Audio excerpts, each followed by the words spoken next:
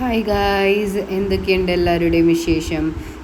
എനിക്കൊന്ന് പുറത്ത് പോകണമായിരുന്നു. അപ്പോൾ അതിന് വേണ്ടി ഇങ്ങനെ റെഡിയായി ഹെൽമെറ്റൊക്കെ വെച്ച് അങ്ങോട്ട് പോകാൻ വേണ്ടി നിൽക്കുകയാണ് കേട്ടോ. എനിക്ക് പുറത്ത് പോയിട്ട് കുറച്ച് പരിപാടീസ് ഉണ്ട്. അപ്പോൾ അതിന് വേണ്ടിയിട്ടാണ് അങ്ങനെ ഞാൻ സ്റ്റെയർ ഇറങ്ങി നേരെ പോവാണ് കേട്ടോ. നല്ല വെയിലാണ്, പിന്നെ പോവാണ്ടിരിക്കാൻ ഒരു വഴിയില്ല. കാരണം എനിക്ക് ബാങ്കിലേക്കാണ് പോകേണ്ടത്. ബാങ്കിലാണെങ്കിലോ പോയപ്പോഴേക്കും അതിനും മാത്രം തിരക്കാണ്. തിരക്ക് എന്ന് പറഞ്ഞു കഴിഞ്ഞാലുണ്ടല്ലോ, അമ്മാതിരി തിരക്കായിരുന്നു. അങ്ങനെ ഞാൻ അവിടെ കുറേ സമയം പോസ്റ്റായിരുന്നു ഗൈസ്, ഒന്നും പറയണ്ട. ബോറടിച്ച് കുറേ സമയം പുറത്ത് നിൽക്കും, കുറേ സമയം അകത്ത് നിൽക്കും. അങ്ങനെ ആ പരിപാടി കഴിഞ്ഞു. അങ്ങനെ നേരെ ഗ്രാൻഡ് ഹോട്ടലിൽ നിന്ന് നേരെ പോയി ഒരു ബിരിയാണി വാങ്ങിക്കാമെന്ന് വിചാരിച്ചു. അങ്ങനെ ആ ബിരിയാണിയും വാങ്ങിച്ച് വീട്ടിൽ വന്നിട്ട് കഴിക്കാനിരിക്കണയാണ് നിങ്ങൾ ഈ കാണുന്നത്. അങ്ങനെ ബിരിയാണി കഴിച്ച ശേഷം സ്വീറ്റ്സ് കഴിക്കാൻ തോന്നിയിട്ട് അങ്ങനെ ഇതും എടുത്ത് അങ്ങോട്ട് കഴിച്ചിട്ടു. ഇതെനിക്ക് ഭയങ്കര ഇഷ്ടമാണ്.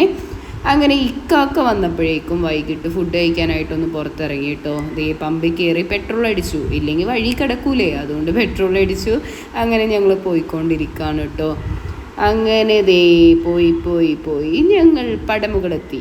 കാക്കനാട് ഏരിയ കേട്ടോ. അങ്ങനെ അവിടെ എത്തി നേരെ പാലാരിവട്ടം വൃന്ദാവനിലേക്കാണ് കേട്ടോ പോയത്. അങ്ങനെ ഫുഡ് ഓർഡർ ചെയ്തത് ഇങ്ങനെ വെയിറ്റ് ചെയ്തിരിക്കുകയാണ്. അവരുടെ സർവീസ് എനിക്ക് ഭയങ്കര ഇഷ്ടമാണ് കേട്ടോ.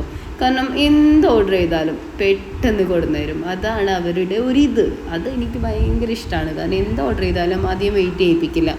അങ്ങനെ പാനിപ്പൂരി ഓർഡർ ചെയ്തു, അത് കിട്ടി കേട്ടോ. ഇക്കാക്ക ഇതൊന്നും കഴിക്കില്ല, ഞാൻ മാത്രമേ കഴിക്കുള്ളൂ.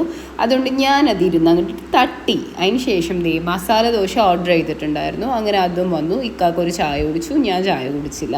അങ്ങനെ പിറ്റേ ദിവസം എനിക്ക് കുറച്ച് പരിപാടി ഉണ്ട് കേട്ടോ. രാവിലെയാണ്, 6:30 കഴിഞ്ഞതേ ഉള്ളൂ കേട്ടോ.